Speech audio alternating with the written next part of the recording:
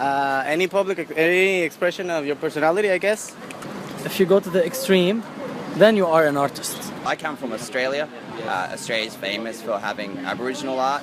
Aboriginal art is a very traditional art form that has a very modern element to it for it being abstract. I really like is kind of street art, especially like Bristol and Brighton. There's so much kind of graffiti art, and it's paid for by the kind of local community and by the council.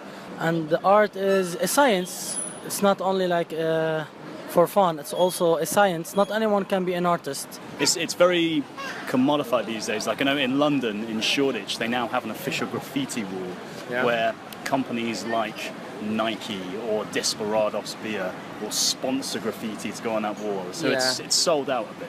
There's no boundaries for arts. If have boundaries, it's not called anymore art. There's a really interesting quote from famous American artist Andy Warhol, and he says that art is anything that you can get away with. Art is anything you can get away with.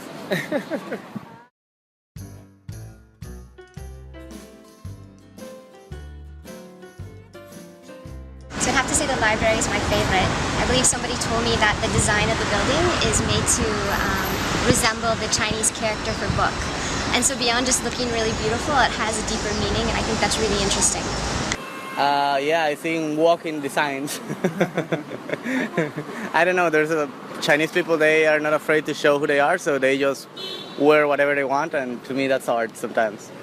Oh, obviously the icon of the city is the Guangzhou Tower. It's designed by a Dutch architect. Obviously the Westerner thinks it's a phallus. The Chinese person understands it's an hourglass woman's figure. Canton Tower is one of the best art here in Guangzhou, I think. It's cool, but a lot of waste because it doesn't have floors inside. It's just like 5 floors and the whole structure is empty.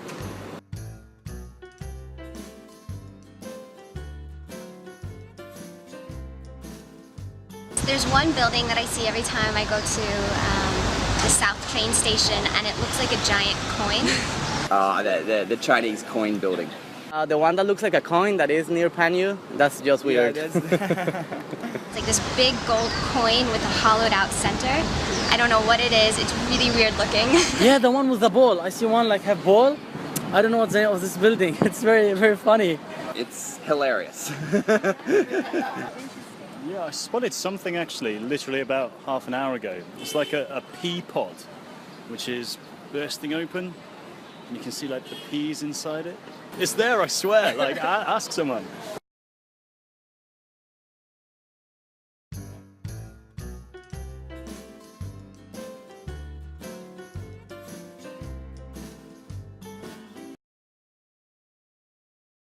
I'm gonna guess the third one. I'll guess number 3. I'd say number 2. I think number 3 is displayed publicly, and the other ones are painted by artists. Number 3, perhaps because it's a little abstract, it has a bit of detail. No, it just seems like it's got the most going on there. It's quite intricate. Because it looks more surrealist, so I think it's more of a most experienced artist who already knows the other techniques, so they can afford doing that. The correct answer is actually the first one. The first one. Damn. None of us are right. We know nothing about art. What's number 1?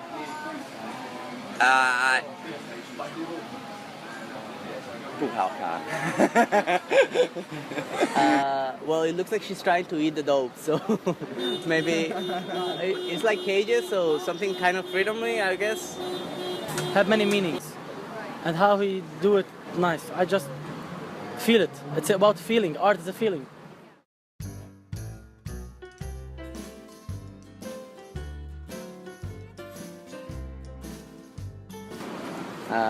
Taxis? Yeah? Yeah, I don't use the metro much. Why? It's too crowded.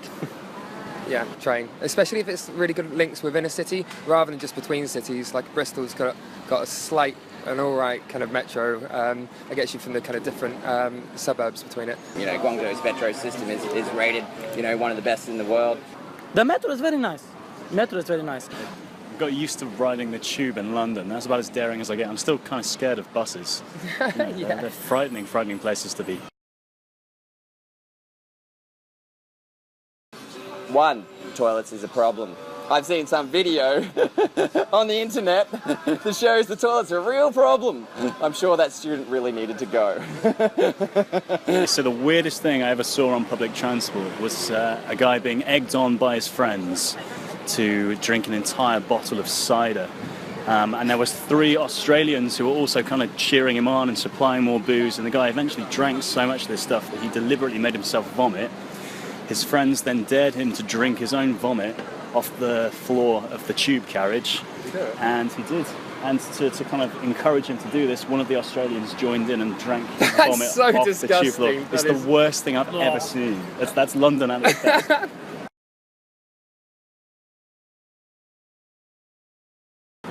I would like to fix the taxis. Yeah. I don't know, a metro twice as big because there's too much people. Oh, the toilets. Like, it's insane. It's insane not to have a toilet at every single metro station. One more thing about the metro, must open 24 hours. Must open or till 2 a.m., not 11 or 12.